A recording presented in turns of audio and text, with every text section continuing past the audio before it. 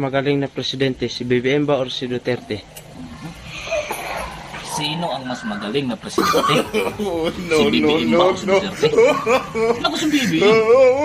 Ano nagagawa ng Duterte? Ha? Anong ginawa ng Duterte nyo sa 6 na taon? Walang ibang pinakamagaling na naging presidente ng Pilipinas. Si BBM lang.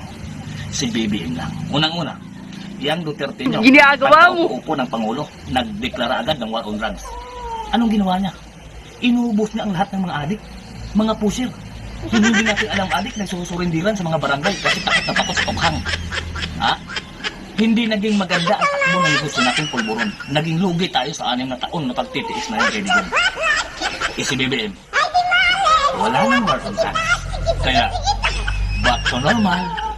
Balik na naman ang kalakaran sa droga.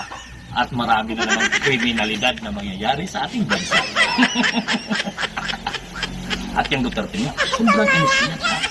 Mayroon siyang tinatawag na project na Build Program. Ha? Mga proyekto yan. Infrastruktura. Mula Luzon, Visayas hanggang Mindanao. Makikita mo at mararamdaman mo yung sinasabi niyang Build Program. Nakakainis yan. Iyong BBM. Ha? Si BBM natin, wala siyang build program, pero mayroon kaming travel program. Na which is, pupunta siya sa iba't ibang bansa para mangakit, mangingganyo ng mga mayayamang negosyante para mag-invest sa ating bansa at mag-create ng maraming trabaho para sa kapwa nating mga Pilipino. Kaya lang, di pa nangyayari. BBM pa rin.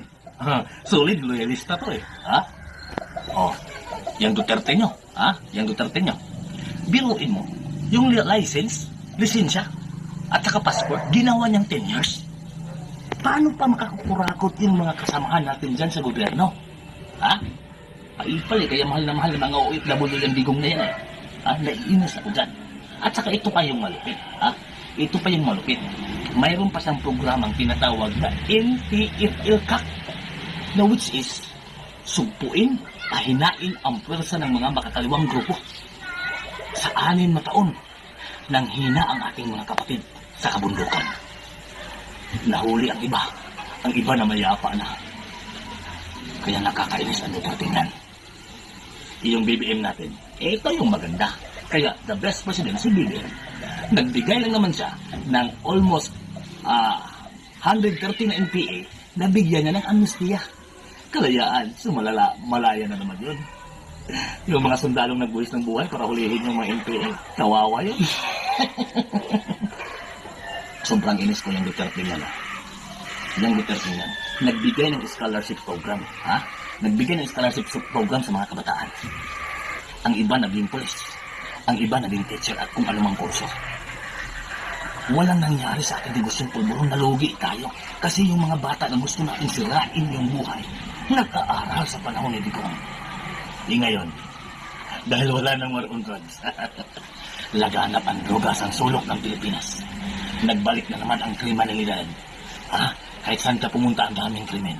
Mga drugista, rapist, magnanakaw, hold-upper sa ating bansa. Kaya, walang ibang the best president. Si BBM. Yung Duterte nyo. Panahon ng pandemic, COVID-19. Hindi tayo makalabas. Pero buhay tayo. Tapos ang mga bilihin ang mura. May ayuda pa sa gobyerno. Bawat pamilya talaga ay nakakatanggap ng tulong sa gobyerno. Ramdam mo yung gobyerno kay Duterte. Nakakainis yun. Yung kay BBM. Walang pandemya. Walang COVID-19. Pero ang bigas ang mahal-mahal. Halos lahat ng bilihin. Mapagasolina, gulay, karne, ano man isda dyan. Pero wala. BBM pa rin ang the best president. Biruin mo, magdadalawang taon pa lang siya sa kanyang pagiging Pangulo. Ramdam na natin ang bagong Pilipinas. Ang paghihirap at paghihikaos ng taong bayan. Kaya pag natapos lang ang kanyang 6 na taon,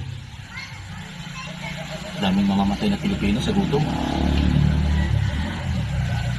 Kaya, laban hanggang dulo mga kabangag. BBM is the best president. Singhot pa more.